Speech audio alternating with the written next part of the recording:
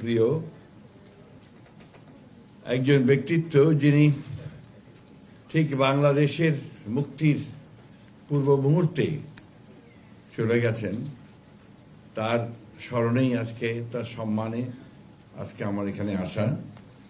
এই জন্যে যে আমার শরীর সকাল থেকে বেশ খারাপ। আমার বন্ধুবান্ধবরা সবাই জানেন, কালিগরা জানেন, আমি প্রায়তই আজকে অসুস্থ হয়ে পড়ি এবং আমার প্রেশার নেমে একেবারেই নিচের দিকে নেমে গিয়েছিল। যাই হোক, সেটা ব্যক্তিগত ব্যাপার। আমি আপনাদেরকে ধন্যবাদ জানাচ্ছি যে আমাকে আজকে আপনারা এখানে আমন্ত্রণ জানিয়েছেন।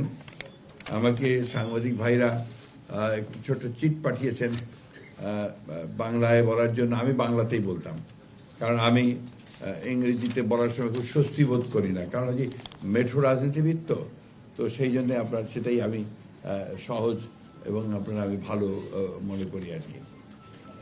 আমাকে একটা আপনার বিষয় দেয়া হয়েছে। সেই বিষয়টা হচ্ছে যে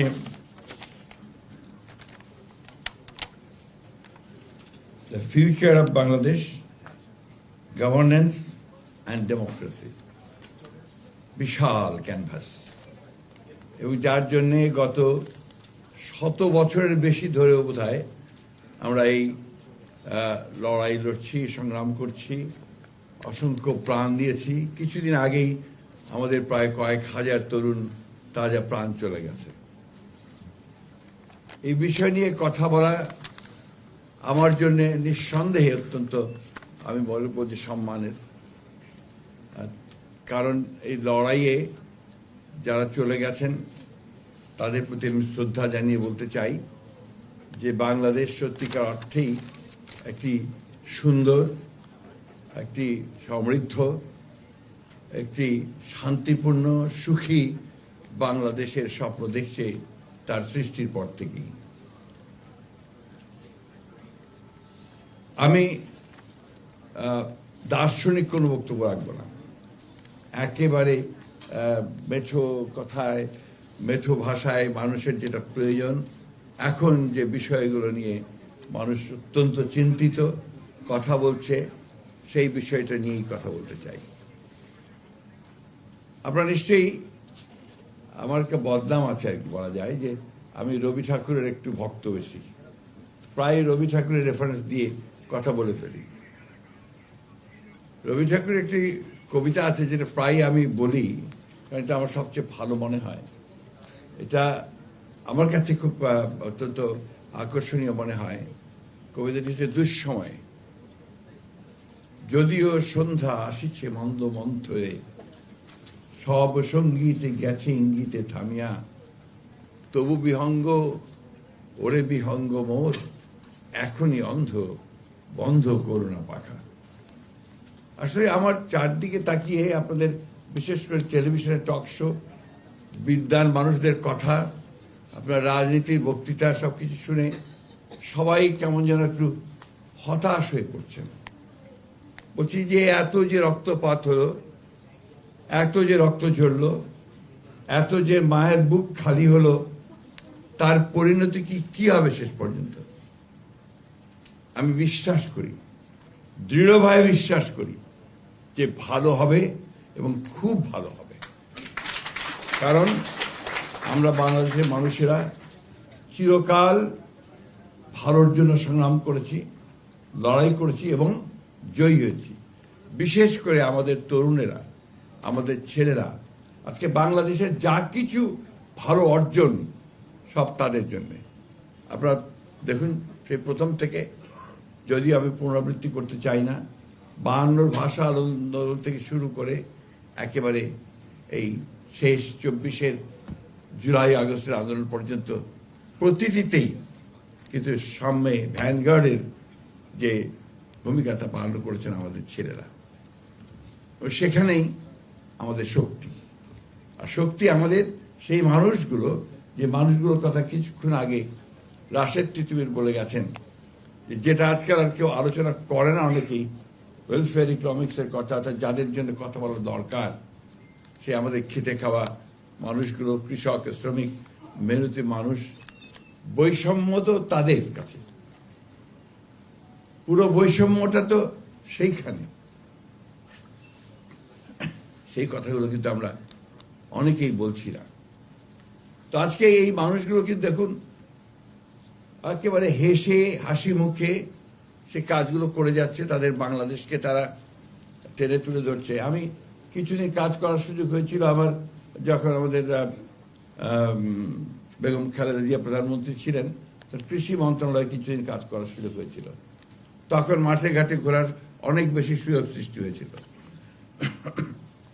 আমি দেখতাম যে আমাদের কৃষকেরা কাজ করছে, আর তার পাশে ব্লক সুপারভাইজার নামে একদল সরকারি কর্মকর্তা আছেন, যারা কৃষকদের সঙ্গে তাদেরকে সাহায্য করে কৃষি উন্নয়নের জন্য।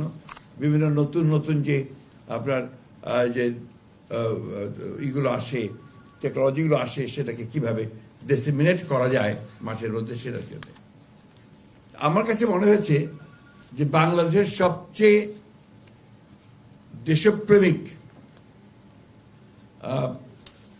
শ্রেণী বা পেশার মানুষ যদি থাকেন, তাহলে কৃষির মানুষেরা, তাদের সঙ্গে যারা কাজ করেন এই কৃষিবিদ, কৃষি বিজ্ঞানী, তাঁরা।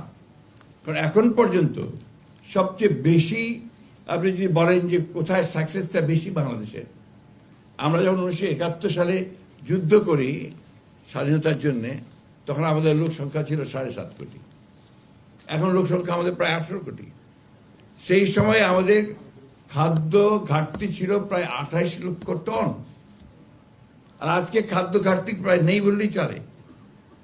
এই পুরো খাদ্য ঘাটতি মিটিয়ে এই মানুষ, এতগুলো মানুষের খাদ্যের নিরাপত্তা প্রদান করে যে শ্রেণীটা কাজ করলো, সেটাই কৃষকেরা ও তাদের সঙ্গে যারা কাজ করেছেন সেই কৃষি বিজ্ঞানীরা বা কৃষিবিদেরা। এটা অনেকে আমরা বলিও না, বুঝিও না, জানিও না। আমি এই কথাগুলো এই জন্য বলছি যে এই বিষয়গুলো বোধহয় একটু জরুরি ভিত্তিতে দেখা উচিত। আমরা এখন খুব ব্যস্ত হয়ে পড়েছি যে আমেরিকা আপনার ট্যারিফ আরোপ করে ফেলেছে, এবং খুব দ্রুত যদি এই ট্যারিফের সুরাহা না করা যায় তাহলে আরো বড় বিপদে পড়তে হবে। এটা তো সত্য কথা। কিন্তু আমার মনে হয় যে আমরা এই শ্রেণীর মানুষগুলোকে যদি সামনের দিকে এগিয়ে আনতে পারি, তাদেরকে কাজ দিতে পারি, তাদেরকে আপনার বিভিন্ন প্রযুক্তি দিতে পারি, তাহলে এই সমস্যাগুলো আমরা অতি দ্রুত কাটিয়ে উঠতে পারবো। রাজনীতির সমস্যা আমাদের আছে, এই বরাবরই আছে, আজকের না। 150 বছর আগে যখন ব্রিটিশরা এখানে শাসন করতেন, তখন ওই একই আবার রবীন্দ্রনাথ আনতে হয়। রবীন্দ্রনাথ বলছেন, কাগজ নেড়ে উচ্চস্বরে পলিটিক্যাল তর্ক করে, মাথায় ছোট বহরে বড় বাঙালি সন্তান। পলিটিক্যাল তর্ক করা এটা আমাদের মর্যাদাগত। আমরা আপনার চায়ের দোকানে বসে রাজনীতির কথা বলবো।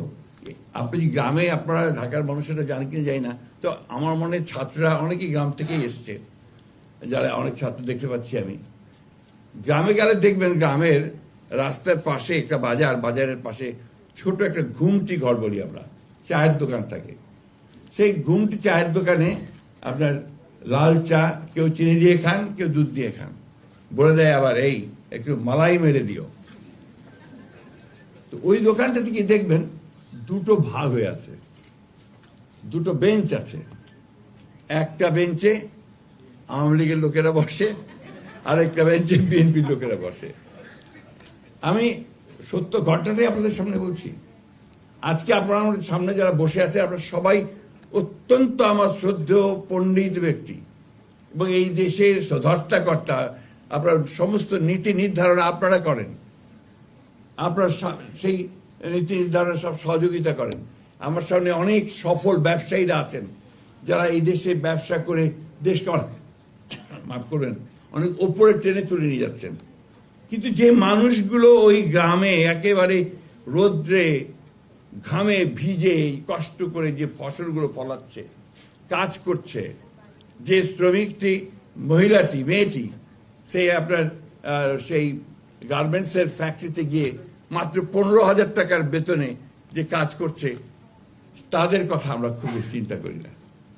আমার কাছে মনে হয় এদের কথা যেদিন আমরা সত্যিকার অর্থেই ভালো করে চিন্তা করব এবং সফলভাবে চিন্তা করব, তাদের উন্নয়নের জন্য চিন্তা করব, তাদের কি করে একটা ঘর, একটা বাচ্চার অসুখ হলে তার চিকিৎসার ব্যবস্থা, তার লেখাপড়ার জন্য একটা স্কুলের ব্যবস্থা করতে পারবো।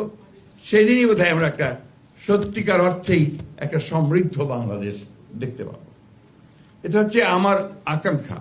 আমার বয়স হয়ে গেছে, আমি রাজনীতিতে অনেকদিন আপনাদের সঙ্গে সামনে থেকেছি, অনেক আলোচনা সমালোচনা বিভিন্নভাবে হচ্ছে, কিন্তু আমার কাছে ফাইনালি যেটা মনে হয়েছে যে সেখানেই বোধহয় বাংলাদেশের সমস্ত ভবিষ্যৎটা লুকিয়ে আছে, সমস্ত ভবিষ্যৎটা।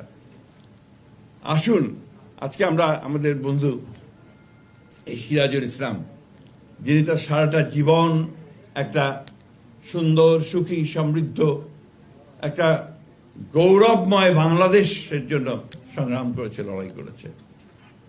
আমাদের তিনি শুধু বন্ধু ছিলেন না, ক্লাসমেট ছিলেন, এবং পরের দিকে ছিলেন একেবারে সহকর্মী যোদ্ধা। আমি যখন জেলে শেষ সময়, সেই সময় সে চলে যায়। আমরা তাকে শেষ দেখাটুকু তার স্ত্রীর সঙ্গে, তার কন্যাদের সঙ্গে সেইভাবে টেলিফোনে কথা বলতে পারিনি। সিরাজুল ইসলামের সবচেয়ে বড় গুণ যেটা ছিল যে সে কখনো মাথা নিচু করত না, যা বিশ্বাস করত তা চিৎকার করে উচ্চকিত কণ্ঠে সবাইকে জানাত। এখানেই হচ্ছে একজন মানুষের যে দৃঢ়তা তা প্রমাণ পায়। সরকারি কর্মকর্তা ছিল, অনেকে বলতে এই বলো না, ক্ষতি হবে। ভাবি বসে আছেন সামনে, জানেন খুব ভালো করে, কিন্তু সে বলতে না, আমার কথা আমাকে বলতেই হবে। সেখানে ছিল আমাদের সবুজ, সিরাজুল ইসলাম সবুজ। সেজন্য আমি খুব বেশি কথা বললাম না, শুধু এই কথাটুকু বলতে চাই যে আমি অত্যন্ত আশাবাদী। আমি বিশ্বাস করি যে আমরা সবাই যদি আজকে এইটুকু বুঝতে পারি যে আমাদের দেশটা আমাদের, এর ভবিষ্যৎ আমাদেরকে নির্মাণ করতে হবে। ওই আমেরিকা থেকে এসে ট্রাম্পও তৈরি করে দেবে না, বা আপনার চীন থেকে শি এসেও এটা করে দেবে না, অথবা ভারত থেকে মোদিও আমাদের ধাক্কা দিয়ে কিছু করতে পারবে না। এই যে বিষয়গুলো, এটা আমাদের মধ্যে, আমাদের মনের মধ্যে, আমাদের অন্তরের মধ্যে গেঁথে নিতে হবে, গেঁথে নিতে হবে। আমাকে সাংবাদিক ভাইরা, একটা অভ্যাস আছে আমাদের সাংবাদিক ভাইরা, এটা ভালো না খারাপ আমি বলতে চাই না, ওনারা শুধু ঝগড়া বাজিয়ে দিতে চান। আপনার দেখবেন টকশোতে যারা অ্যাঙ্করের কাজ করে, ওর কাজ হচ্ছে শুধু ঝগড়া লাগিয়ে দেওয়া। আমার কাছেও আমার সাংবাদিক ভাইরা আমার খুব প্রিয়, তারা অত্যন্ত একেবারে ছোট ভাইয়ের মতো। আমার কাছে এমন একটা বিষয় পাঠিয়েছে যেটা নিয়ে কথা বলতে বলেছে, কিন্তু আমি তাই হতাশ করছি যে আমি সেটা নিয়ে কথা বলবো না, কারণ আমি এটা বলতে চাই না। বাংলাদেশে অনেক রাজনীতি আছে, এটা একটা, এর জন্মটাই হয়েছিল আপনার বহুত্ববাদের মধ্য দিয়ে। এটা আবার অনেকে ভুল বোঝাবুঝি করেন, মানে বহু চিন্তার মধ্য দিয়ে অনেকগুলো চিন্তা এসে এক জায়গায় আসে। আমরা বাংলাদেশের স্বাধীনতার সময় যখন লড়াই করি, তার আগে সেই সময় আমাদের নেতা অনেকেই ছিলেন, অত্যন্ত অত্যন্ত বড় বড় নেতা। মৌলানা আব্দুল হামিদ খান ভাসানী, হোসেন শহীদ তরবারদি, শেখ মুজিবুর রহমান, আমাদের মাহবুবুল্লাহ শাহ আসেননি আজকে এখানে বোধহয়, তিনিও তখন বিরাট নেতা ছিলেন। এখানে বাদুল্লাহ বসে আছে, তারাও বড় নেতাই ছিলেন তখন। তো আমাদের এক একজনের একটা চিন্তা ছিল। সেই চিন্তাগুলো ছিল যে কেউ আমরা সমাজতন্ত্র করব, কেউ সমাজকে পাল্টে দেব, কেউ কমিউনিজম করব, কেউ ধর্মীয় ব্যবস্থাকে এখানে প্রতিষ্ঠিত করব, ইসলামকে প্রতিষ্ঠিত করব, সব মিলিয়েছিল। তারপরে যুদ্ধ শুরু হয়েছে, তখন আমরা সবাই এক হয়েছি, এক হয়ে সে লড়াইটা লড়েছি। আজকে 24-এও সে একই ঘটনা ঘটেছে, বিভিন্ন চিন্তা ভাবনা নিয়ে আমরা এসেছি। যেদিন ছাত্রদের উপরে গুলি শুরু হয়েছে, তখন কিন্তু সবাই নেমে এসেছে রাস্তায়, ঠিক না? আজকে সেই একইভাবে আসুন আমরা সবাই এক হয়ে যাই। আমরা, সমস্যা আছে, সমস্যার সমাধান হবে, ইতিমধ্যে অনেক দূরে গিয়েছে। আমি প্রফেসর ইউনূস সাহেবকে ধন্যবাদ জানাতে চাই যে তিনি দায়িত্ব নিয়েছেন। আমার বিশ্বাসও আছে যে তিনি সফল হবেন।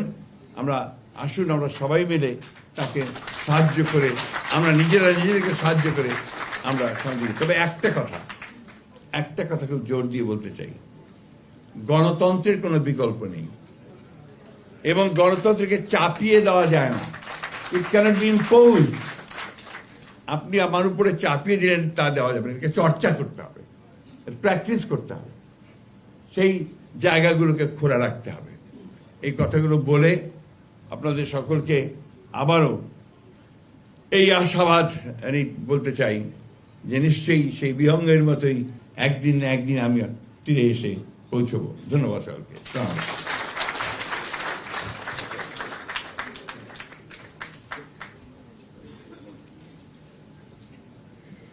ধন্যবাদ অনারেবল মির্জা ফখরুল আলম ইসলাম আলমগীর, আপনার এই অসাধারণ মাটির গন্ধওয়ালা বক্তৃতার জন্য। সত্যি এই অনুষ্ঠানের স্বাদ খানিকটা পাল্টে গেছে। তো এখন right now I wish to invite professor Abdul Hannan